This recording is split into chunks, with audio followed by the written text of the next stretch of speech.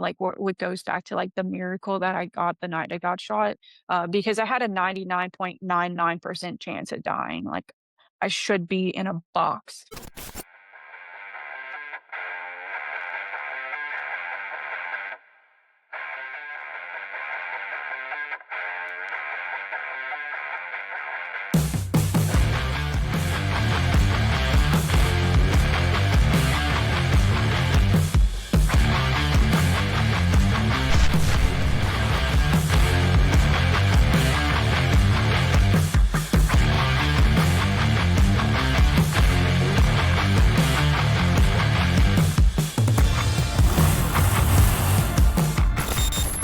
Hi, everybody. Welcome to another episode of the Blah, Blah, Blah Something Wellness Podcast.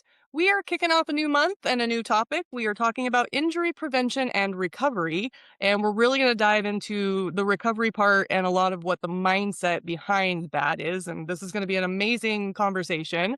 I am your host, Tami Sharp. I am joined by my partner in all things and co-host Chris Zamora. We have a returning familiar face. We have Randy Sutton back with us today. Hi, Randy. Thank you for being here. And we have a new fresh face with a really powerful story. So I'm super excited to have Hali here. I'm going to have you guys, Randy, will you give the audience a quick intro to who you are? And then Hali, I'll have you introduce yourself. Sure thing. So my name is Randy Sutton. I'm a retired police lieutenant with the Las Vegas Metropolitan Police Department, 34-year law enforcement veteran, 10 years with Princeton, New Jersey PD, and then 24 years with the Las Vegas Metro PD. A lot of different assignments along that route, as well as written 5 books, including my most recent book, which is Rescuing 911, The Fight for America's Safety. And the founder of the Wounded Blue. The Wounded Blue is the national assistance and support organization for injured and disabled law enforcement officers, a nationwide charity that has helped more than 17,000 police officers in the last 7 years. And we recognize injuries as either being physical or emotional and psychological, and often they're combined.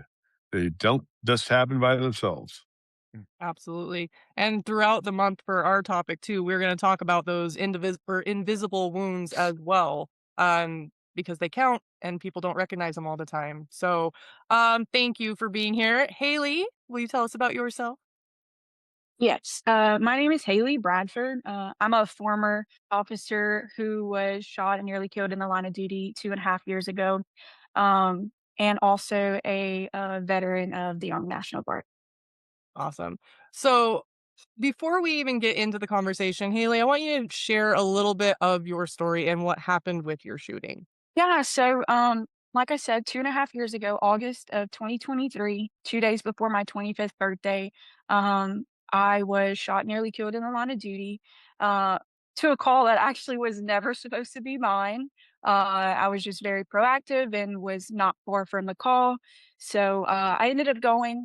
It came out as a noise complaint saying their neighbors were yelling, and unfortunately, we realized pretty fast that it was actually a domestic um, disturbance, which quickly turned violent to where we had to force entry into the home to try and extract the innocent people out of that house. And in the middle of that, the suspect, who we believed at the time, he retreated to a bedroom, grabbed a rifle, and then just started letting off rounds into the home. At which point, I was the first person, or the first police officer to get hit, where I was actually paralyzed initially from the waist down with a 223 rifle round. Yeah, so I was paralyzed from the waist down, so I'm literally laying down on the floor of this house with rounds going over my head, trying to process that. Number one, I just got shot, and number two, I cannot feel the bottom half of my body. And because my partners were in an active gunfight, they were unable to extract me out of the house. And so at that point in time, I had to make a decision. I was either going to lay there and be a victim. And I knew that if I had done that, he would have taken my life. I would have gotten shot, way more times. And I unfortunately wouldn't be here today. But Thankfully, I was a crosser at the time. I had just gotten on the SWAT team as the only female operator in the whole department about like a week or two before my incident. And very, very like physically strong upper body for a female. And so I actually pulled and dragged myself out of the house. Basically like using my arms, my upper body strength.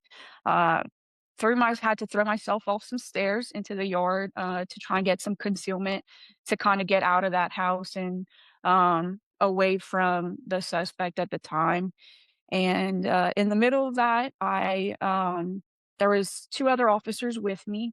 One of them got shot twice, saving my life. He actually provided cover fire for me, uh, to give me time to pull myself out, in which he got shot twice, unfortunately, in that. Thankfully, he's okay. He's back on full duty. And then the other officer, he didn't get shot, but thankfully he didn't because he literally pulled and dragged me out of the yard. Uh, I'm not good with distance, but basically had to go through two houses to get me to safety, if you will, to get to other officers to receive medical attention, and he 1000% saved my life. Um, Thankfully, he was very physically strong as well, and I can get into that later of how physical fitness saved my life, in more ways than one. But, he literally pulled me with one hand by the shoulder strap of my vest backwards with his gun in the other hand because there's still obviously an active threat inside the house. And so, at that time, I actually went unconscious. I don't remember, exactly what happened from the point that he started to drag me out of the yard, um, and I woke up about 30 to 45 seconds before getting to the hospital, which was a miracle in itself. I had just got married at the time. It was our first week back at work. He was also a police officer, and actually got on scene as my partner dropped me in the middle of the road, basically at his feet. Um, and he ended up transporting me to the hospital and was one of the 4 officers who saved my life as well. And so, they couldn't really figure out where I was shot because I was bleeding internally, not externally. So, basically when I got shot, I was bent over and turned, and so, the round went up into my abdomen, exploded, essentially, destroyed my intestines, colon, left kidney, ureter, sciatic nerve, temporarily paralyzed me from the waist down, permanently paralyzed my left foot, and fractured my left hip. So, really extensive injuries, and if I mean, those of us who have been in law enforcement for a while, usually when you have somebody with even lesser injuries than that, once you go unconscious, it's very unlikely that you're going to survive that. And so I was very fortunate to have some people looking out for me that night. Um, and I was given a miracle because, in my surgery, at least the first one, the life-saving one that I got, was about 6.5 hours approximately, and I was given, like, 18 units of blood, which is, like, about 2 people, and so consistently bleeding. They tried everything they could, to stop it, and my surgeon was basically about to call my time of death. At that point in time, he said that, basically they exhausted all options, which they did. I mean, they're 18 units of blood into this surgery, and that there was nothing more they could do for me. And everybody kind of stopped what they were doing, from my understanding, at least from what the surgeon told me. Um, and he was about to call my time of death, and he said out of nowhere, for no reason at all, he couldn't give me a medical explanation as to how this happened, but he said the bleeding stopped. Um, and they were able to go in and repair me as much as they could at the time anyways to get me stable and save my life. And so that's kind of the basis of my shooting and my injuries, not to include, obviously, the invisible ones that, you know, most people don't see. And we'll unpack that, but first I just wanna take a breath, 'cause holy crap, it's a lot. And I know that I've told you this, but when we first met, it was at the Wounded Blue Summit, and we had just got done speaking, and you came up. I didn't know any of that from you, and you shook my hand, and in my mind, I was like, "Holy shit, this chick could kick my ass because you're so strong." You are so like, you're fit. So I do wanna talk about the fitness too, because that's so important, but you are so physically strong after all of that, and I know that we've talked before that it may not feel like you're mentally or emotionally strong, but you're strong as shit. And so I just wanna honor you. I'm getting choked up.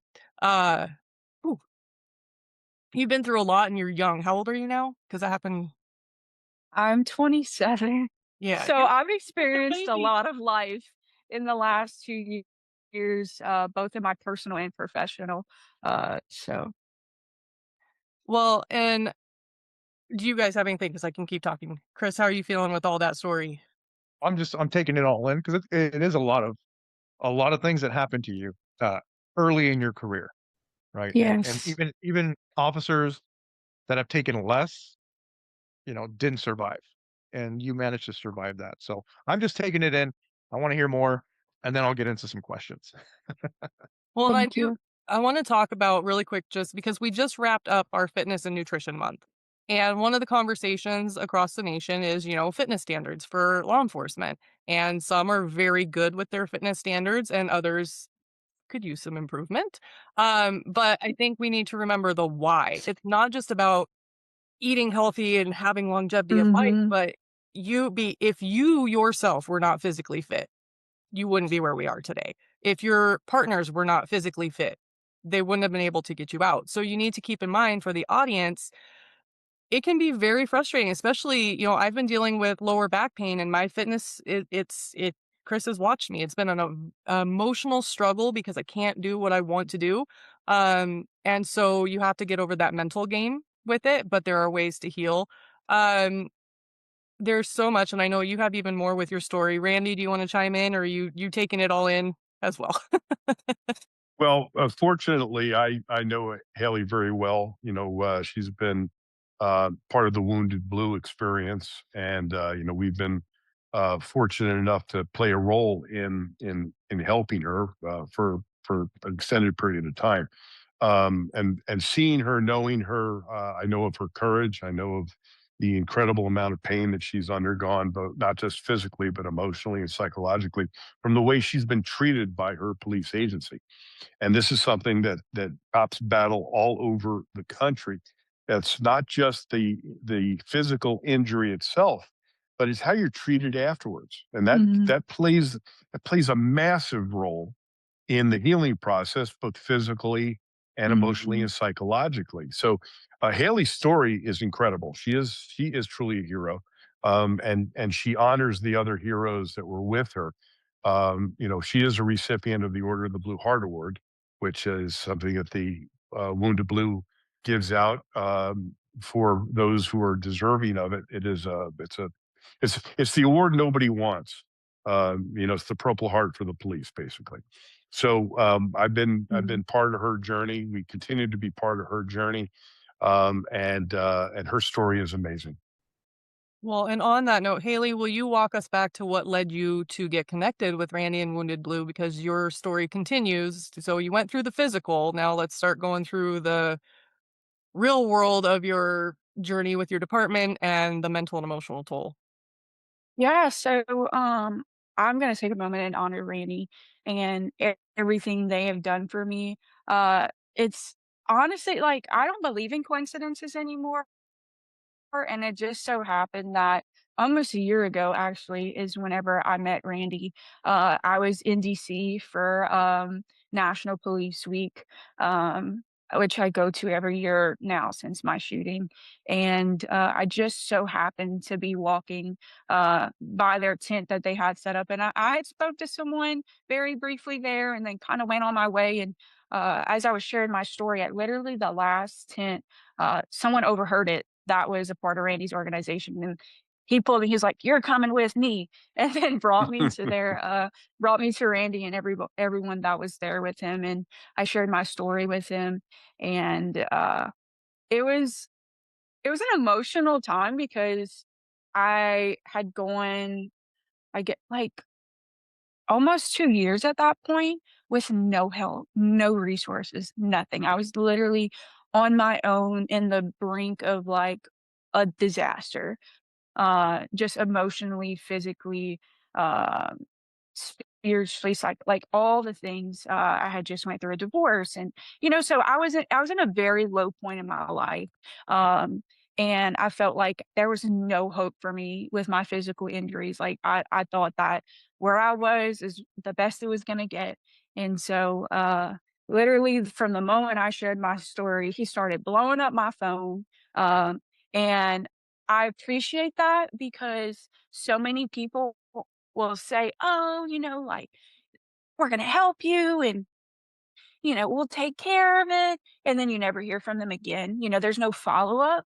And so I really appreciated that, he stood up to what he said and contacted me and actually brought me down the path to where I am now. Like literally a week ago, they sent me to a doctor, well, actually a set of doctors in Virginia to get a full body diagnostic to make a plan for me.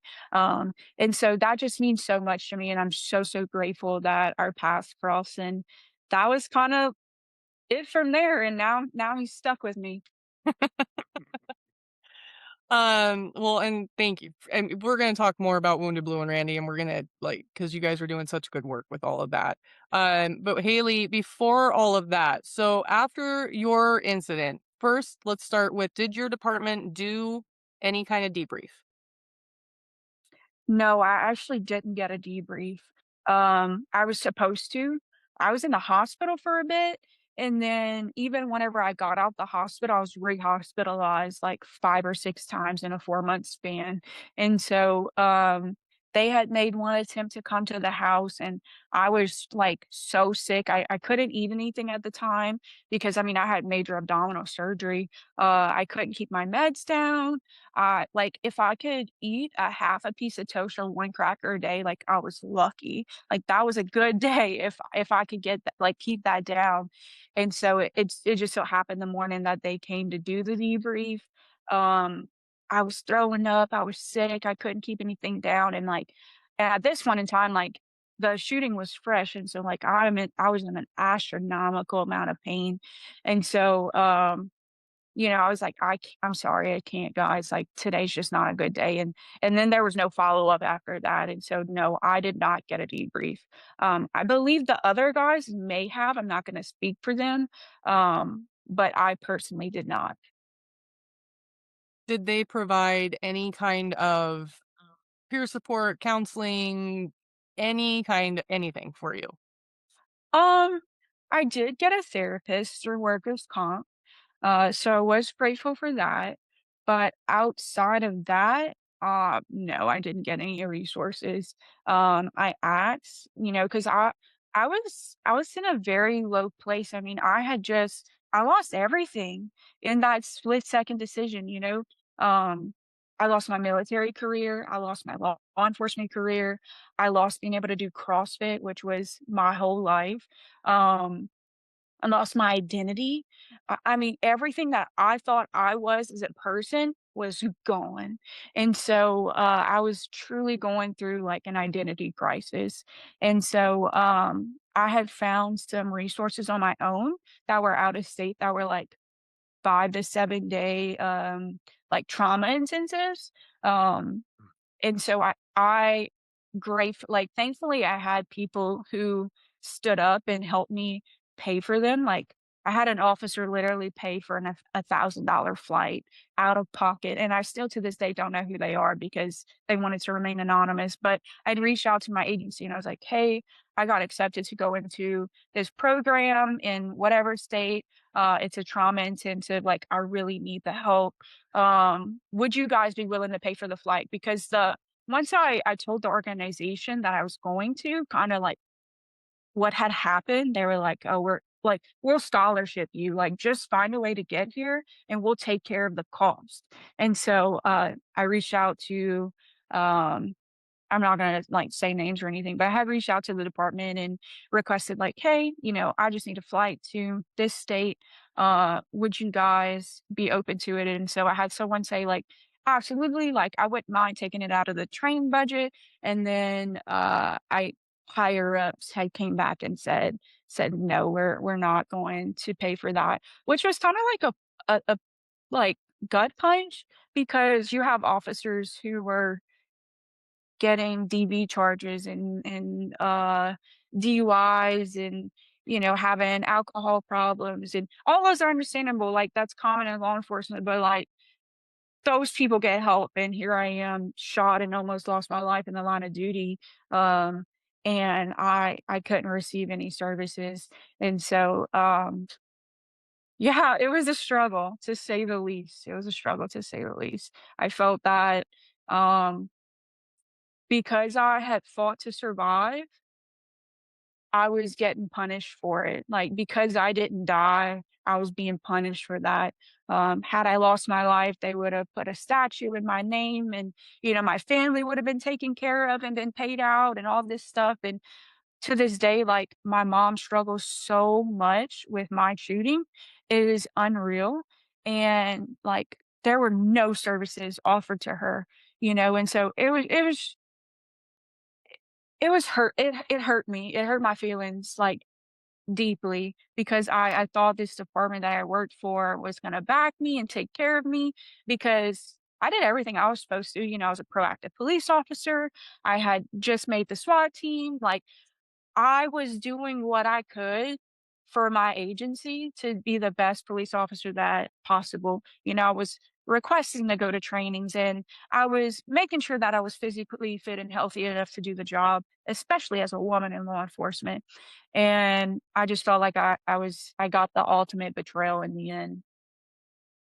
Chris, you go because I'm all choked up. Yeah. So, Haley, the powerful moment of your story that really sticks out to me is how you dragged yourself out of that situation. Even though you were shot, you're paralyzed from the waist down, but yet you still drag yourself out. And what what message is that? Are you sending when you say that? Right? It means you got to take care of yourself. You cannot rely on anybody to take care of yourself. So now this other phase where your department essentially turned its back on you, and instead of you just giving up and saying, "Well, screw it then. I'm screwed." You didn't do that. Instead, you were still out there. You were still part of our community, law enforcement, and you met Randy, and then you created your own network with Randy. So essentially, what you're doing is you're not relying on somebody to take care of you. You're taking care of yourself, and I think this is a message that every law enforcement officer out there must understand is prepare yourself for that day. Prepare yourself for that day, Haley, when you become paralyzed. And you did because you were a CrossFitter. You were strong, right? I've trained in MMA. One of the warm-ups we used to do, we call it body drags, is we would drag our bodies across the mat with only our arms, and we couldn't use our legs. We couldn't use anything below the waist. I never put two and two together. Why do we do that? Until I heard your story. That's why we do that, right? So you prepared your body for that moment and you saved yourself.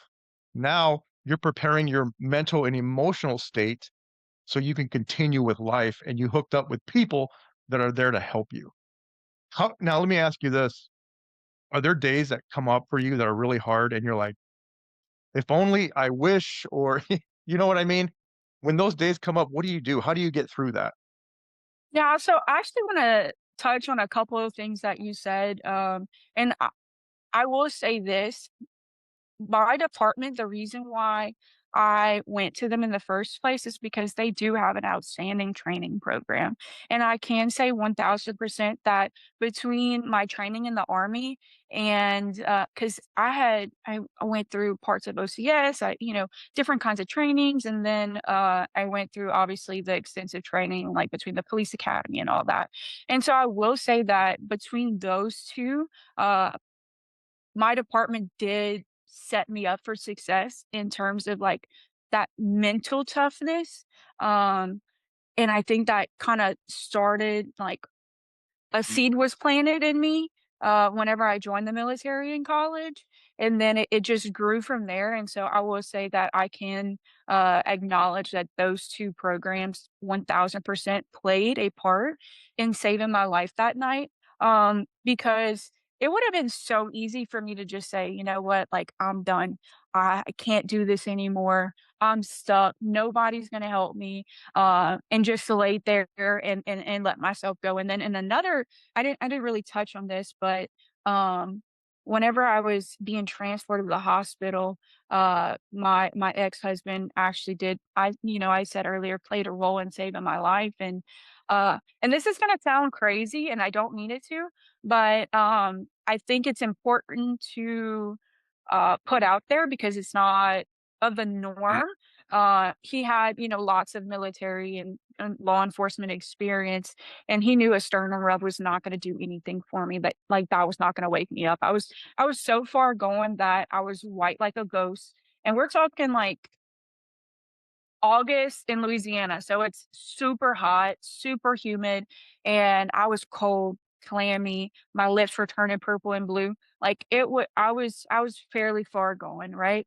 And he slapped me across the face as hard as he could, and that woke me up. And I can't tell you how or why, or the science behind it, but it worked. It woke me up, and the hardest thing I can say that I had to do that night, was in the back of that unit because that's when the pain kicked in. I wasn't when I initially got shot, I did not feel it. The only reason I knew I had been hit was because I couldn't feel my legs. Obviously, that's not normal, and so I was able to put 2 and 2 together, like, "Oh, shit, like, I just got shot," you know? But I'm laying there and, like, my eyes kept rolling in the back of my head over and over. My eyelids kept trying to shut. I physically felt my body trying to force me to die, and the hardest thing I ever had to do was keep my eyes open that night. Like and it would have been so easy, like, I was in the most unimaginable, undescribable pain possible because my lower abdomen was basically soup, like the round exploded inside of me and destroyed everything. And so it would have been just so easy for me to just, oh, let me just close my eyes for a second and get a breather. Like let me just take a moment to close my eyes. And I knew that with my experience, had I closed my eyes for a millisecond, like I was done, it was game over. I didn't have a chance. And so, um, I'm just saying this because like it goes back to that mental toughness and right, you have to prepare for these things. I was less than 3 years in at the time of my shooting, 2 years and 8 months to be exact. And so it can come to any person at any time. Obviously, we all know that it's a possibility, right? And like, it happens. And unfortunately, in this day and age, it's happening more often than not that police officers are getting shot, stabbed, killed in the line of duty. And it's so unfortunate. And it's heartbreaking, but at the end of the day, like, you think, "Oh, it's never gonna happen to me. Oh, it's not gonna happen to me." Especially when you're 3 less than 3 years on, you're like, you prepare for it, you train for it, but you're training for something and you don't really know what you're training for until you're in that moment, and I would say that my training and my reflexes did kick in, and it 1000% saved my life that night. So, I just wanted to touch on that. And for physical fitness wise, because you brought it up earlier, my physical fitness 1000% saved my life. My doctor told me, he said, if you were any other officer, he said, you would not be here right now. I promise you. And he put that towards how healthy and physically fit I was. But also my partners, had they been overweight, had they been too small to drag me, had they not been willing to make the sacrifice of their own life to save me, I would not be here. Had they not put in the work in the gym or whatever they were doing prior to that, I would not be here, And so, yes, you have to do it for you, but you also have to do it for your partner. Like, how shitty is it gonna be if your partner gets shot, stabbed, whatever, and then you can't pull them out, you can't do anything about it. You're not strong enough. You can't critically think in the moment. Like, if you're not prepared for that, you're out of line. You're wrong, and you need to do some reevaluate kind of where your priorities are. And this is just kind of my philosophy that I've come up with through this in terms of like the mental and emotional. Um, a lot of people say that, well, I can't get to the gym because, I work 12-hour shifts. I'm so busy. I'm working overtime. I barely get enough time with my family as it is. I can't fit the gym into my schedule. And I understand that because, like, been there, done that, right?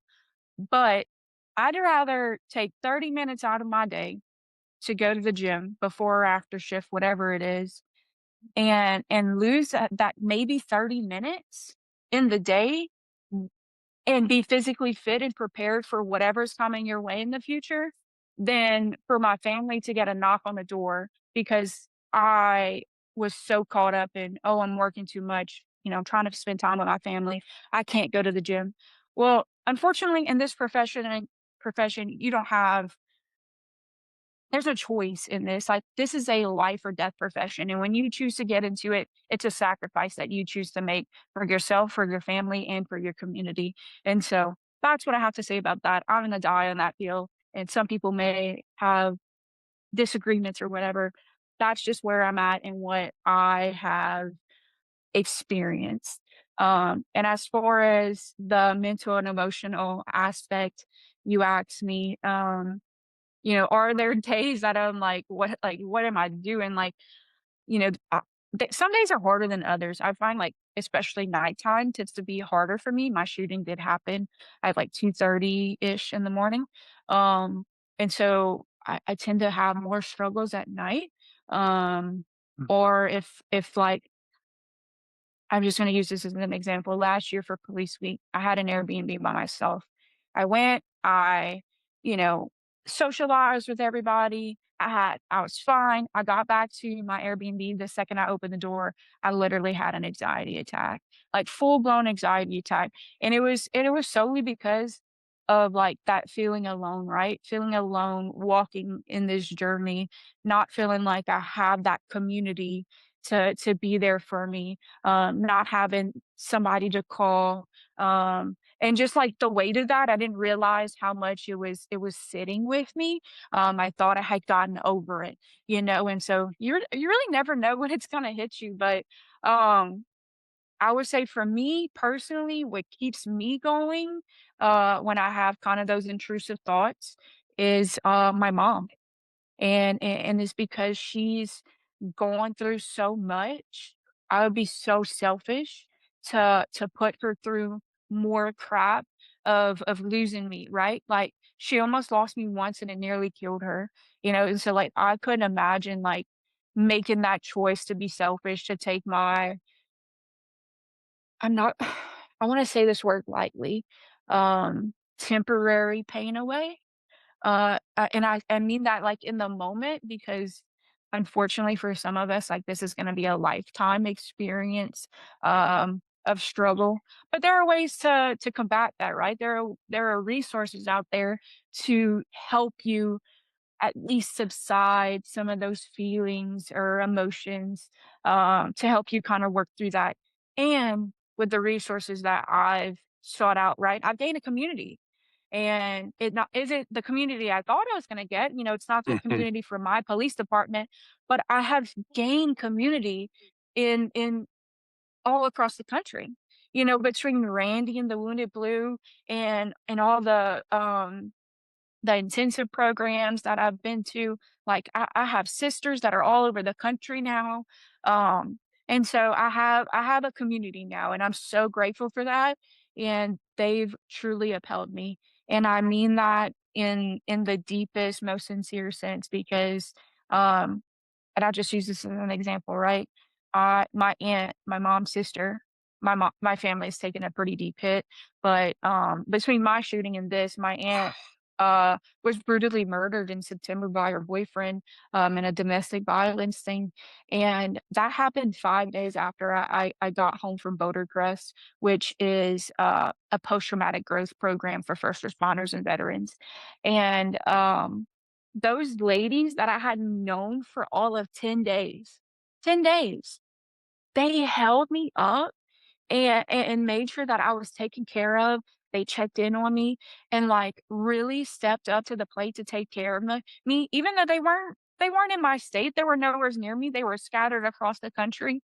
They went behind my back because you know how cops are, and they put together money and, sent me the most beautiful bouquet of flowers and a card, to my house, um, just to honor her and what I was going through.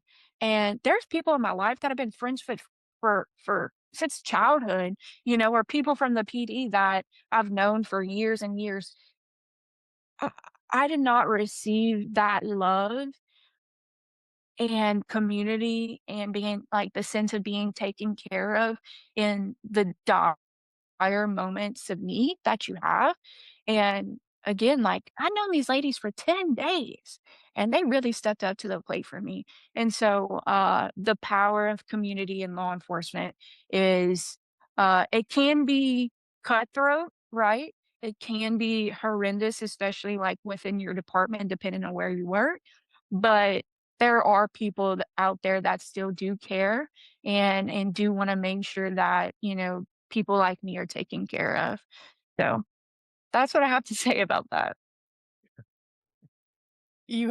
When we met too, a year ago, and you're kind of like, I don't know what my future is going to be. I don't know. And I was like, oh, honey, you're going to be a keynote speaker. You're going to be setting policies. Your journey, I mean, it sucks. It's a crazy journey, but your future is bittersweet because you had to go through all of that, but you are going to impact so many people. So I'm thankful you're here. I'm thankful that you're here in the big realm. I have so much I want to say. Really quick for the audience and others that have been going through this. So I've gone through nothing similar to that, but in my hard times, um, it is very heartbreaking to know that some of the people that you consider close, friends and family, don't show up the way that you would expect them to. That happens very, very common, a lot.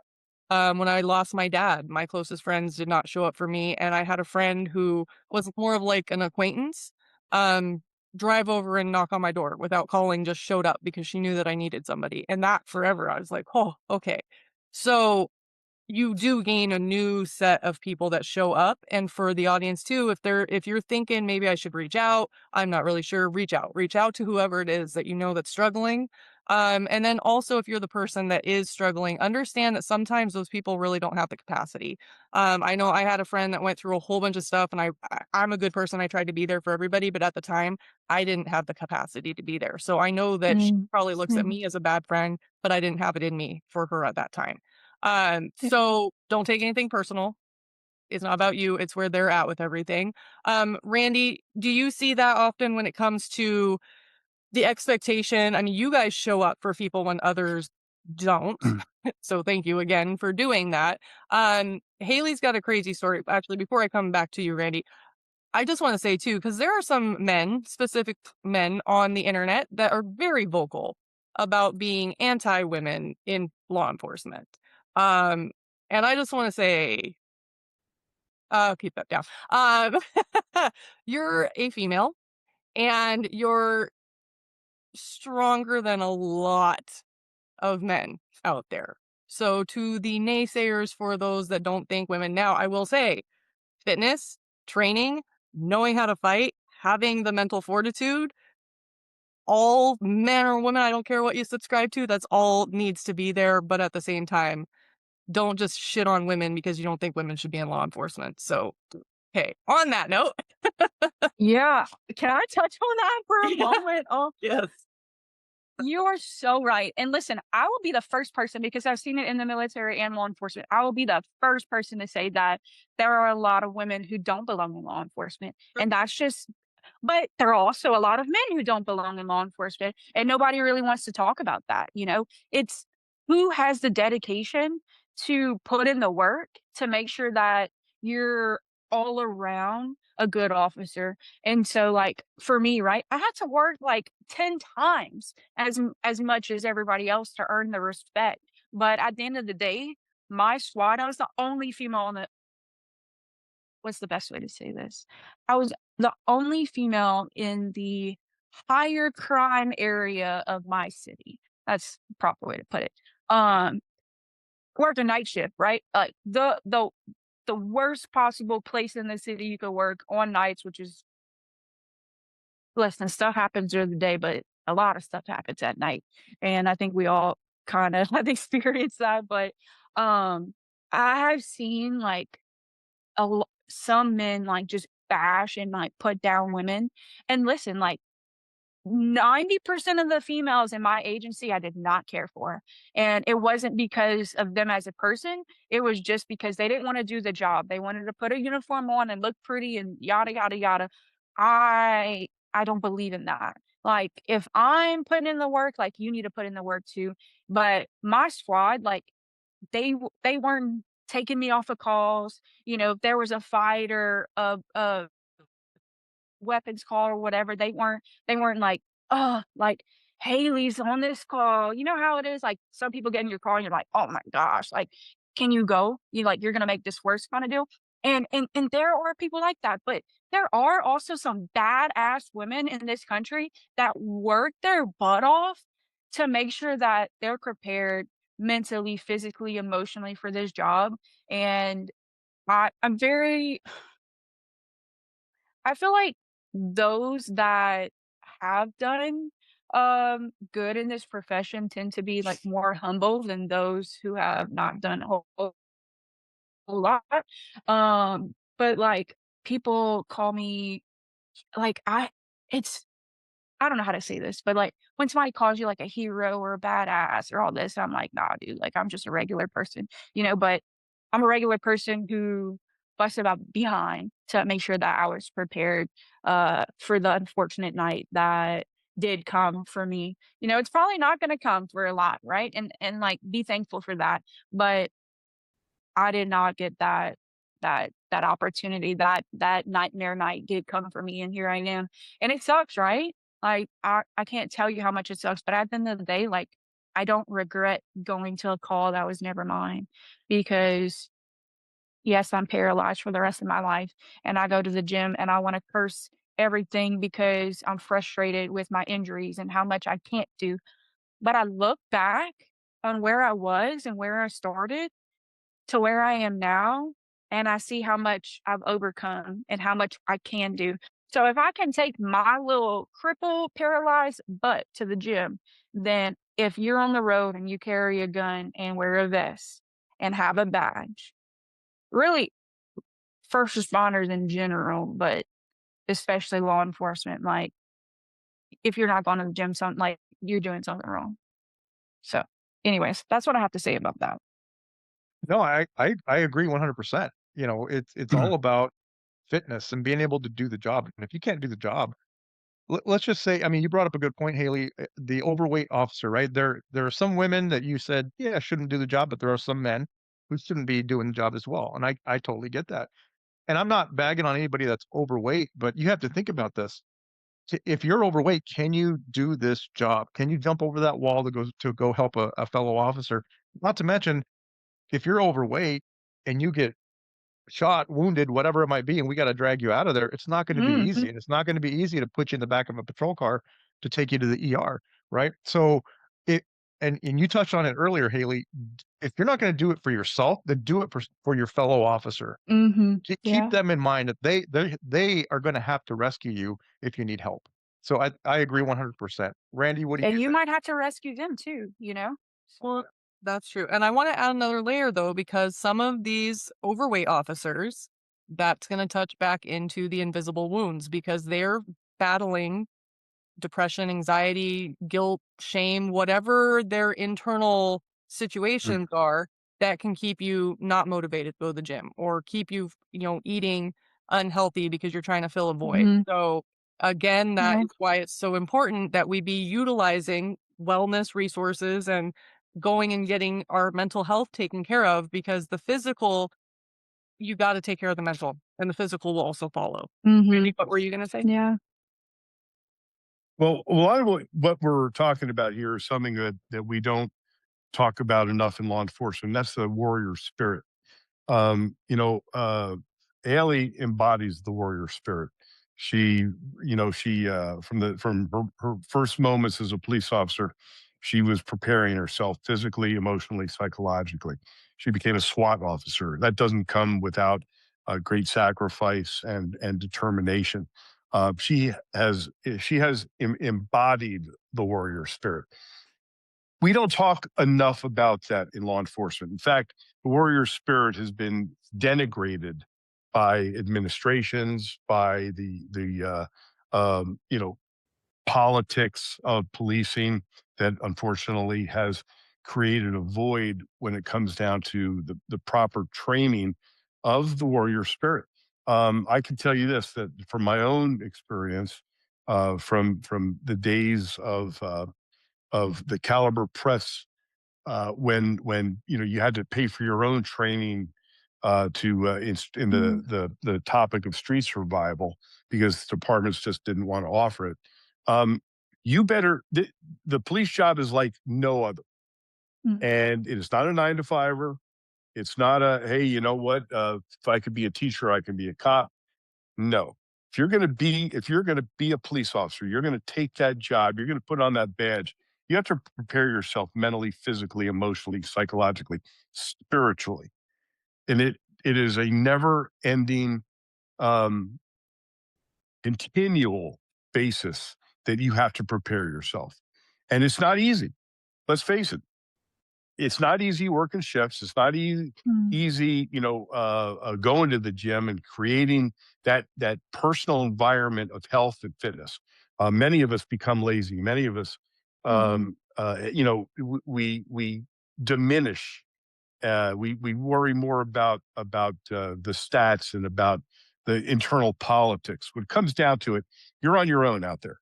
None of us believe that it's going to ever happen to us. And when it does, if we are not prepared physically, emotionally, and psychologically, a physical injury can become a devastating emotional injury. And this is one of the things that we don't talk about enough in policing. This is something that the Wounded Blue is really critically attuned to, helping officers prepare before it happens. That's why we have the National Law Enforcement Survival Summit. I wish if I could push a button and create something that it would be to bring every single police officer in America to that awareness level that the National Law Enforcement Survival Summit does. It's literally life changing, it's life affirming. And we've had cops stand up at it and say, if it weren't for this conference, I was going to take my own life. That's how critically important it is. Preparation before. And that is part of what Haley, this is part of her survival. And she is continually going through challenges because of the physical pain, because of the emotional scarring, because of how her agency treated her. But at the end of the day, it's us. We are responsible for our own survival. And we have to take that seriously. We have to look at it critically, and we have to be warriors. I want to echo that. Thank you. Because we know law enforcement in the first responder field is a very reactive field for everything. And I still, as much as everybody's talking more and more about how, wellness is important, we got to take care of ours. We are on the same page with that, where we're looking. Chris created a training called duty driven deterioration. And that is a proactive approach, setting yourself up for success Mhm. before. Because if you find yourself, and we've talked about this, and I'm going to echo it again, that mental component, you could be fine. For all the cops that are sitting in the back of the room with their arms crossed, being like, I'm fine.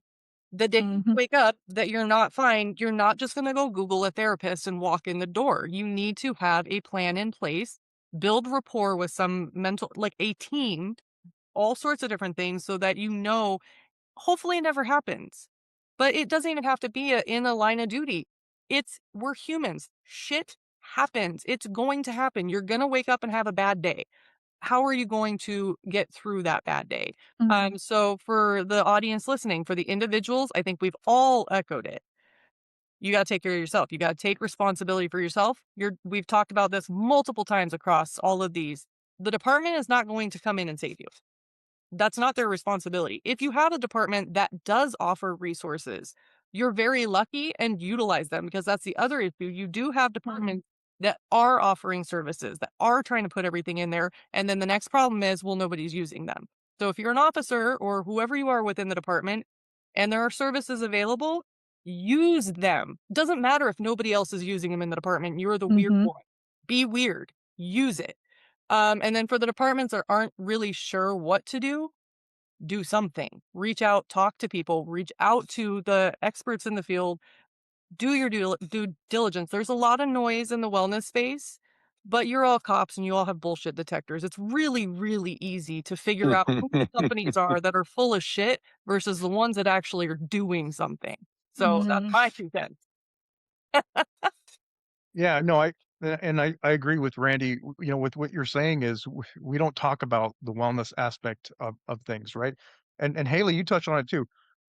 Tactically, your agency did a great job training you, right? Teaching you. Mhm. What they're lacking though is the recovery component, right? The wellness component. How do we keep Haley here? Because she's a great employee, she's a great cop. How do we keep this person here with us, right, as part of our team? And they didn't do that, right? Imagine if they Mm. had that in place. How awesome would that be, right? And if you look at statistics, we're 3 times higher likelihood to commit suicide. Active duty officers, Yeah. almost 3 times higher likelihood than being killed in the line of duty. And you got to wonder, why is that? And it's been like that for years. Why is that? Well, my Mhm. opinion, and I didn't do a scientific study, but just from observation, we're very heavy on tactical training. Every law enforcement agency, most law enforcement agencies are. We're great at tactics. And I think if we weren't so great at tactics, that getting killed in a line of duty number would be a bit higher, right? And then where are we lacking? We're lacking in the wellness area. We're Mhm. lacking in how to process stress, emotional stress, and to get through it. Because sometimes when I went through my stress, nothing, in comparison to what you've gone through, Haley and Randy, you as well.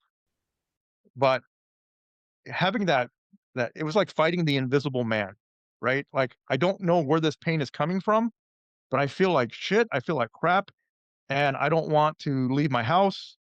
Depression, anxiety, PTS, all this has happened to me, but I cannot pinpoint where it's coming from. And for me, it felt like I was fighting the invisible man every day and I was losing, right? It would have been much easier if I had a broken arm because then I could pinpoint where the pain's coming from. It's my arm. I can reason that. Mhm. But when it comes to internal pain, mental, emotional pain, if you can't pinpoint it, it's kind of scary, right? And it's kicking your ass every single day. So again, this is why I guess this is why all of us get into this wellness arena, to help others. And Randy, I've listened to you on another podcast, and you told a story of when you got into this gunfight, really, really close quarters with an individual with I think he had a sword or something like that. Um, but there was a rookie officer who a female rookie officer who threw her gun down as you were in this gunfight, and then she just quit. Like, right there, she wasn't an officer, and maybe I might have, uh, I hope I said it correctly, but those were that what I heard there was her mental preparation wasn't there, right? Because she just essentially she gave up, right? And good for her if she quit because she realized early, "This isn't for me." Mhm. Because let's be honest, policing isn't for everybody. It takes a very special person. We are less than 1% of the population of the United States that make up law enforcement. Think about that, right? It takes a very special person to do what you guys do, to do what we do, right? So mental preparation, it's part of it. And but believe it or not, mental preparation also improves your tactics. Because if you're not good up here, your tactics are Mm. gone. You won't be able to think clearly. No, I think you make a great point, especially when you talk about the invisible man, right? Like, I'll just put my shit out there. Like, if you'd see me out in public, you'd see, oh, she looks really put together. She has her hair done, blah blah blah blah blah. You would never think that I have the large garbage pile of things that are wrong with me. I've been diagnosed with complex PTSD, depression, anxiety. I self isolate. All of those things that you said, like I consistently experience that. And I think far too often we think that number one, like we're not worthy of getting resources. Somebody else is worse than me. I'm good. I'm and I'm not trying to like dog on the dudes, but like men, they, they're like, oh, I got this. I'm strong. I can take care of this. It'll go away. and unfortunately, it doesn't go away. And if officers had access to resources, you don't have to be in a critical incident, as deep as mine to get help, right? Like, for your average officer, they go to the worst calls, and then there's no debrief. Like, especially if you're busy, like, you're going to the next call. Like, it doesn't matter if you just saw a dead baby or somebody killed themselves or brain matter or whatever it is. Like, you're just going straight to the next call. There's no processing, there's no talking about it, and you're not gonna talk about it. Even if you do get a moment to, like, chill out, you and your squad, you're not gonna talk about it. You guys are all gonna go your separate ways, do your thing, and it's just gonna build up and build up and build up as, the more calls you go on. And so I think it's great to tackle this early on, in people's careers, so where they have access to these resources, right? Because the programs I'm going to, you don't have to. It's not a stipulation that you have to be involved in a critical incident where you're shot and all this, like, it's very easy to access these resources, and a lot of them are free. Like, these organizations are paying for you to go, and most of them is like 5 grand a seat. And some of them even pay for your travel for you to get there. So you don't have that financial burden of trying to figure out, well, how do I get to this place across the country, to access these resources, So I think it's very, very important. And you said you hit the nail like right on the head, and you said the invisible man. Like, your worst enemy is yourself. It's you versus you. And so, the quicker you get some help and you get some community of people who, number 1, are willing to talk about it and are vulnerable enough to share, what they've gone through or what they've seen and experienced, and you get that community. It doesn't have to be people in your agency, right? You're less likely to talk to people in your agency about it. You want somewheres where you can go that's confidential, that's not gonna share your shit with your department, and that you can just freely talk about whatever is going on with you without the repercussions of, "Oh, well, this dude's having a bad day. We're gonna take his gun and badge from him," kinda stuff. Like, it's places that you can go that you're safe, you're taken care of, and if you need something or you need somebody, uh because something triggers you, like, there are people there put in place to make sure that you're taken care of. And so I'll I'll gladly share some of those resources later if y'all want, but, I just think that you said it perfectly. That I think that was really important that you said that. When you said we're our worst enemy, and statistically speaking, the numbers support that. We're 3 times higher likelihood of committing suicide, right? So Mhm. up here, this is our worst enemy. We are our worst enemy. And by the way, Haley, you said you're willing to share resources. You are a resource. People may reach out to talk to you. Do you have anything in place for people to reach out, talk to you, and anything like that, or do you have plans for that in the future? Definitely have plans for that in the future. I haven't been able to necessarily put something specific in place, but I'd be happy to share my contact information with whoever, whether it's, email, phone number. So, well, I'm not going to give out my phone number on here, but uh, You know, you know so how cops are. I'm just gonna say that. But somebody who really needs out, I'll obviously share my phone number with you guys. Or even like social media is easy to contact me. So I can share that at the end, for anybody who needs help. And if anybody reaches out to you guys and wants to get in contact with me, I'm happy to do that. And I think that it's very important that people who have gone through these kinds of situations, um realize that they are a resource. And I guess I never really thought of myself as that, but, I last week, I went to, like, my 8th or ninth um, retreat/trauma program, and so, I've personally experienced the resources that I'm willing to share, and, like, I know people who have other resources. And it's like every time you meet somebody, it kind of opens the door to a whole nother life and aspect that you would have never imagined that you come across. So yeah, I'd be happy to share that at the end. well, now That is precisely why the Wounded Blue exists, to share resources. You know, Haley mentioned an amazing organization called Boulder Crest. And Boulder Crest is a very unique organization. They're basically our sister organization. They were originally formed for veterans, but quickly morphed into the first responder community, mostly law enforcement. They have incredible resources, and the program that one of the programs that Haley went through was something called Struggle Well, and it's basically it's a week long program. It's residential in that you attend the entire week. They pay for everything, and it is life changing. It's life changing. In Mhm. fact, um, the synergy between the Wounded Blue and Boulder Crest is very very deep, and we're exploring even further opportunities to work closer together. But it's all about sharing resources. The entire peer advocate support team of the Wounded Blue is made up of officers that have been shot, stabbed, and beaten, run over, and Mhm. screwed up and screwed over. They're the heroes of the Wounded Blue. They're the ones who are actually doing the peer support work, getting people into treatment, getting people into resources, because we have a bunch of them. And Haley eventually will become a peer advocate support team member of the Wounded Blue. After she has done completing, her mental and physical awareness, and when she is ready for it, and she wants to take on that role, she will be phenomenal. She's already phenomenal. You can hear just by the way she's presenting right here in this forum. You can tell. You see, here's the thing: when I became disabled, I thought it was the worst thing that could ever happen to me.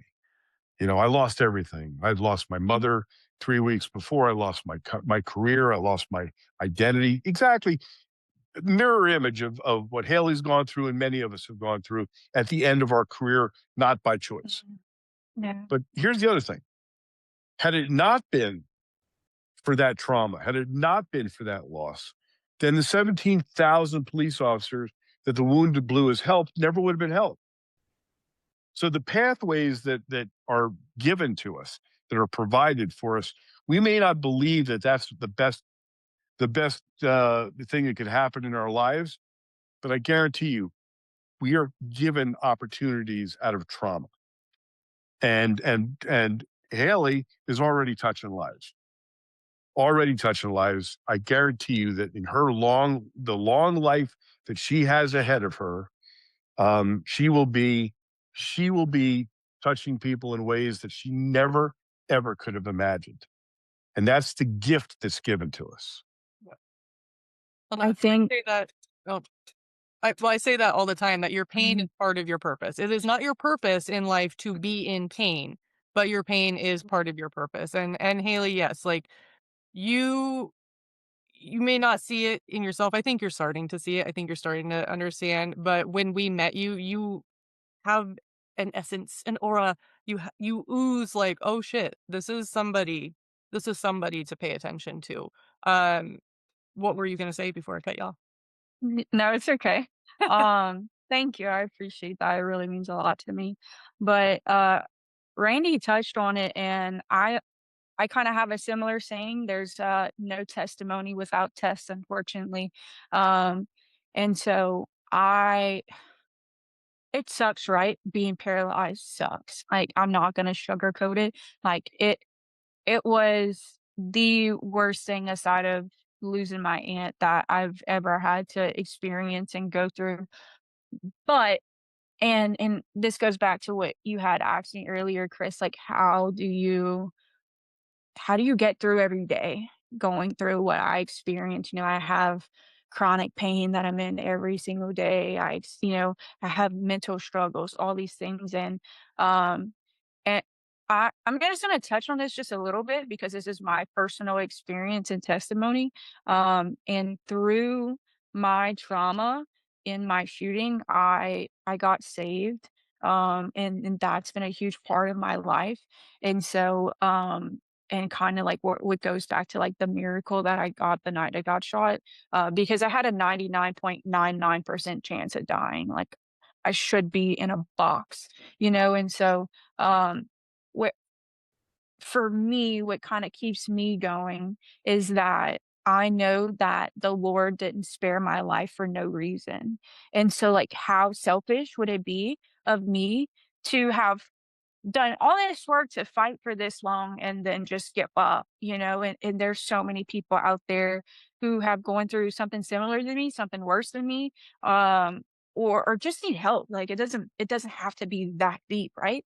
And so knowing that one day, even though it may not be right, like right now, I feel like, and y'all won't agree, but just in my personal, like every day, I feel like I'm useless and I have no purpose because what I thought was my purpose was serving my community, right? Through the military, through being a cop. And what I've found in my struggles and my trauma is that all of those things that I went through um, are shaping me into the person I am today. I would not know you guys. I would not have the friends that I have had I not gotten in my shooting. And they are some of the most amazing loved people in my life. And I never would have met all of them, had I not gone through my shooting and had I not gotten paralyzed, had I not gotten divorced, had I not lost all these things to lead up to this moment, like I wouldn't have the testimony that I have. And so what kind of keeps me going is that I know that my life was spared for a reason. And I don't know what that reason is yet. I have a general idea, right, of where that's going. But that's what kind of keeps me going and like, okay, like Lord, like you saved my life for a reason. Like one day I'm gonna figure that out. And so that's kind of what keeps me You've going already figured every it day. out, Haley. Haley, you've already figured it out. Well, that's as you're saying that. Now it's the vehicle. You've already figured out what your life is gonna do. Now it's the vehicle that you're gonna utilize. I And think it's Randy, well, oh, so go ahead. no, because she's saying that, and I watched all of us being like, we can all see it very clearly for you. So thank you. Yeah. What, Chris? Well, no, and Haley, Randy's a great mentor. Randy, with his Mm. experience, how you're in great hands, right? Because he's going to help you. He's that FTO that everybody wants to be trained by, right? That's Randy, and Randy's going to get you where you need to go. And what I love about you, Randy, is you said when she's ready, right? Once she gets through what she's got to get through, right, to process all of this, then we'll bring her on board. And to me, that tells me that you guys really care what you do because you're not just bringing anybody onto your team, okay, willy-nilly. No, you guys are doing your research, right? You're making sure she is ready, right? She's on FTO and she's got to pass all these things before we put her, on the Well, street, right? so here's part of that I'm gonna respond to that is can she counsel people right now? The absolutely yes, she can. But when you become a peer team member, you are going to continue to experience other people's trauma. Yep. And we have to be ready for that because that experiencing that reignites the trauma that we have. So until we're in the right place in our life so that we can be protected, the last thing would want to do is to place Haley in jeopardy to reignite trauma.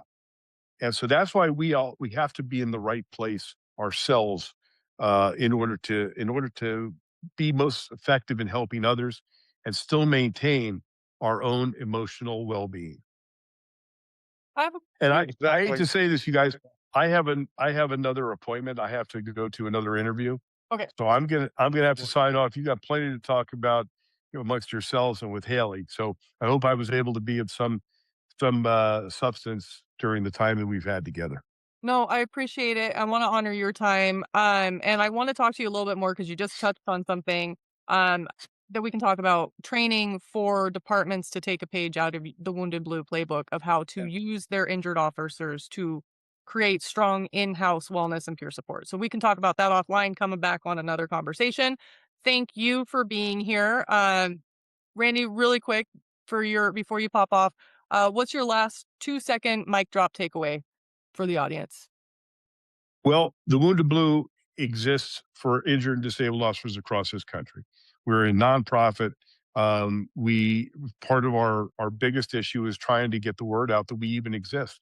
So for those of you who are struggling, you don't have to do it alone. Thewoundedblue.org is our website. Reach out to us, and if you want to support the Wounded Blue, because you know that we're the right thing to do, contact me directly, Randy at thewoundedblue.org. So that's the best way I can put it. And don't forget the National Law Enforcement Survival Summit, September 28th through the 30th in Las Vegas. The sign up portion of how to sign up for that will be up on our website in the next few days. Awesome. Thank you, Randy, for being here. I Randy. will let you pop off. Haley, we will wrap up with you, and thank you. I'll reach out later. See you guys. Thank you, Bye, Randy. Randy. Awesome. And I want to echo what I was just formulating that thought, but for the departments that are listening to this, take a page from Randy and the Wounded Blue, their playbook, where Haley, your department, you were broken, so they got rid of you. And that's the wrong approach. If you have somebody that is injured and they have to go on their healing journey for the departments, you should lean into that. Let them have their healing journey. Figure out a way to keep them on the payroll. And don't tell me that you can't afford it, because had they not been injured, you would still be paying for them. So you do have the money. It's base rate. Nothing changed. However, they need to take a step back. And yes, they're not a body on the street. However, when they get through their healing journey and help figure out a way to, it might not be the department paying for the resources, but there are so many nonprofits. There are so many resources that you don't have to pay out of pocket, or there's money. There's always money to be had. You just got to figure out where it's at. There's grants, there's all sorts of stuff. Money's not the problem. That's an Mhm. excuse. If you help take your person that's been injured and you help them get through their healing journey, they are going to be your strongest wellness advocate, peer support lead. They're going to know about resources. You know a shit ton of resources now that you didn't know even were a thing. You have that awareness, and you're also going to be able to look at other officers and be like, this person's dealing with something. We need to get them help. And not take no for an answer, because again, like what you guys said, the invisible man, I would put money on the majority of law enforcement officers are dealing, and dispatch. We're in everybody, because dispatch gets poo-pooed to the side. Everybody's Mhm. dealing with their own invisible gremlins, and we don't talk about it. So we need to be taking care of our people. No, I agree, and I think, like, it could also become, like, one of your greatest assets, because you take an officer and their whole job is to go out and find resources that are, number 1, work, that you vet out, right? And it's a 2 for 1. Your officer is getting healing, and at the same time, they're accessing resources from wherever they go. And then whenever you go to a program like I go to, there's probably going to be like 15, 20 people that you can connect with and network with. And this person knows about this program and this person knows about this one. And that's how it branches out, and it just grows and grows and grows. And now you have an officer who not only works for you, is getting the healing that they need, but also is going to be able to come back and give your entire department a whole grant, like, so many resources that they can utilize that they didn't even know existed. And so it yes, it, like, peer to peer is great, but there's also so much more out there that people don't even realize, that they can access, right? And so yeah, it's a way to keep that injured officer on the payroll, but they can become like an incredible asset, because once you start a wellness program, right, and you start reaching out to those officers who are just in the shit, right, like they are just struggling. Number one, you're probably gonna decrease the burnout. Number 2, that officer is gonna get healing and realize that, they're not alone. Everybody's going through this and experiencing it. It doesn't matter if you're on patrol, you're on SWAT, you're in traffic. It doesn't matter where you work. Every single specialized division has something that they're dealing with. You know, I personally would never, ever, ever work motors or traffic, right? But those guys are dealing with every fatal. Like that gets intense. SWAT guys are going on every single freaking call out possible in the city. And so everybody's going through something. And once you're able to slowly start branching out those resources to your department, probably going to decrease the rate of suicide and burnout at the same time. So you're actually keeping resources that are available to you at your department and keeping those officers on who are less likely to go and take their life and or go down the rabbit hole of alcohol or opiate problems or whatever it may be. I'm not saying it's a blanket like, oh, we're going to save everybody, but it's a start. Start of Well, and it's here's the thing with every agency, their purpose is public safety, right? Every law enforcement agency, number one, public safety. We have to provide public safety. Now, if your officers are burning out and quitting, or they're burning out and doing something really stupid to get themselves fired, right? Pretty soon that department's not going to have any bodies to cover the street. Now what's happening with public safety, right? It's not safe anymore. So a smart agency should be able to realize, look, if we take care of our officers, yes, we teach them tactics, but we also teach them how to process stress and trauma, how to communicate, how to have that self-awareness, right? The self-awareness of self-destructive behavior, right? Understanding that going and getting a drink after work, go to happy hour, probably not the best thing to do. If you do it once in a while, okay, fine. We're all adults, but if you're doing it every single Mhm. day because you have to do it to disconnect from stress, that's an indicator that you're probably involved in some kind of self-destructive behavior, and it's going to create more issues for you, right? So departments need to invest in things to help their officers realize that and see it. Because you're right, Haley. You got to take care of these officers so they can be there on the streets taking care of the community, right? If you're gonna kick an officer out the door right away because, like in your situation, because you won't be able to go back to full duty because of the paralysis in your foot, right? Okay, but can we put Haley in another position within the agency that she can work? Maybe in investigations, right? Doing certain types of investigations, right? And it's gonna suck for you because behind a desk, but you're still part of the team, right? You're still within the Yeah. agency, and on top of that, you're teaching. You're teaching about your experience.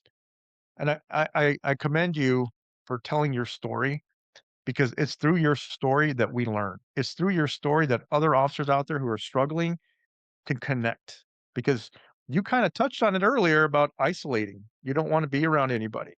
And how many officers across the nation are feeling that way? They isolate themselves and they think, well, nobody else is going through this. It's just me. Yeah. And then they hear your story and it's like, oh my God, I'm not the only one. Like, there's somebody out there doing the same that's going through what I'm going through. It makes that instant connection. So I commend you for telling your story and for helping others out there. So, Hmm. I want to honor everybody's time. And the way that I do this, I always say if somebody just tuned into this last part, what's your 2-second mic drop? What would you want the audience to know? What advice do you have? Um, yeah. I would say, like, just to touch on the public safety real quick. Yeah, you're supposed to be taking care of the community, but your officers are a part of your community. And if you take care of them, they're not going home and beating their spouse. They're not going home and drinking every night and getting a divorce, right? And disrupting their family and taking a parent away from their kids and all these things. So it all goes back to, if you're taking care of the officer, you are taking care of your community, and that is a part of the public safety. But um, just lastly, there's a few resources that I would love to share that I've personally experienced and have gone through and were great, like a huge help to me in different parts of my recovery. We talked about it earlier. Bouldercrest is a phenomenal, phenomenal organization, and they have a great team that are there to guide you through the process. Save a Warrior in Ohio is another great one. The American Warrior Association. and these are all like first responders or veterans, so they help both.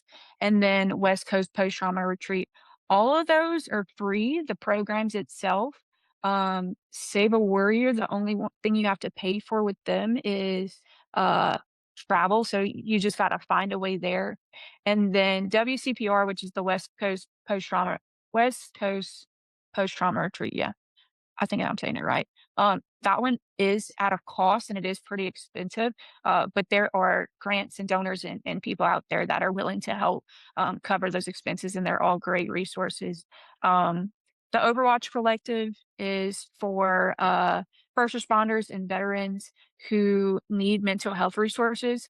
They pay like some of the financial part of actually paying for you to get a therapist.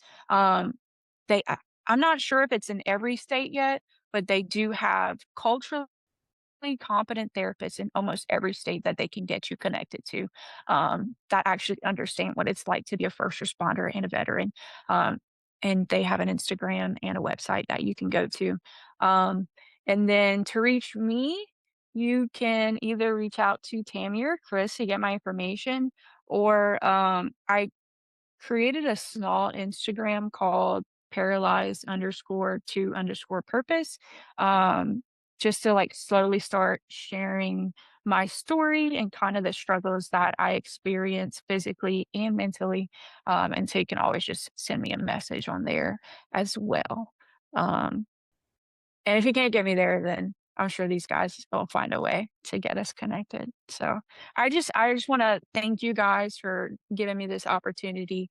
Um, and hopefully in the midst of all the things that we've talked about, even though it's been extensive, that there's somebody out there that we really do can help and hopefully get some resources too. So thank you. Yeah, no, thank you for sharing. I was gonna ask too, with your mom, has she gotten any resources?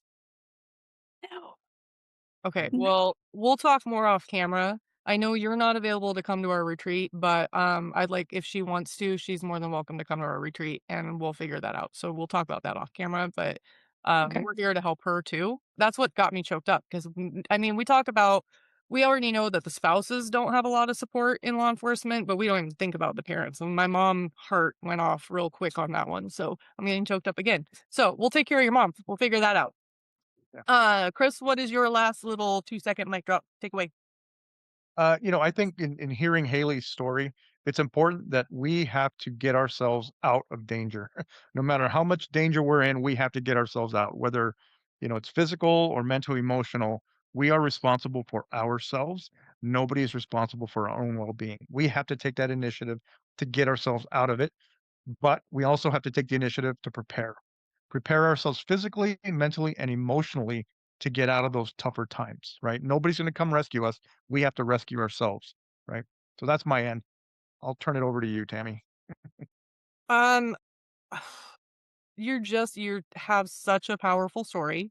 There are a lot of people across the country that also have powerful stories. So my 2-second mic drop takeaway for everybody is one, share your story. Whether you go on a podcast or a platform or whatnot, and that you can do that, but share your story with others, with the younger officers, and not to scare them, but to mentor and teach and say, hey, proactive wellness. I didn't do this. I didn't know that we needed Mhm. to do that. Because a lot of times, if you are on a healing journey, you don't become a healer or until you go through the shit. And then you're like, oh, now it all makes sense. So if you haven't, the other thing is you don't know what you don't know. So if you haven't gone Sure. through a lot, you've had a kind of cush life, you haven't been injured, you don't have that invisible man talking to you, you're happy. Keep your judgment to yourself. Stay curious, ask questions, and don't be like, "Oh, why can't you just" I know Chris had this, somebody was like, "Why can't you just get over it?" type attitude. That's the wrong approach. They can't just get over it. You don't understand. And the thing is, unfortunately, you won't know until you get there. And then it's like, oh, I was kind of an asshole about that. So if you were an asshole to somebody and you're now like, oh, I get it, go back and apologize. They'll appreciate it. This is longer than a 2-second mic drop moment, but I just had to throw that out there. Save the judgment for the courts. So With that, thank you all for being here. All of the resources throughout the whole episode, if you go to the description across all of our platforms, those will be there so that you can go to the links, reach out. Don't be too shy or too proud to reach out.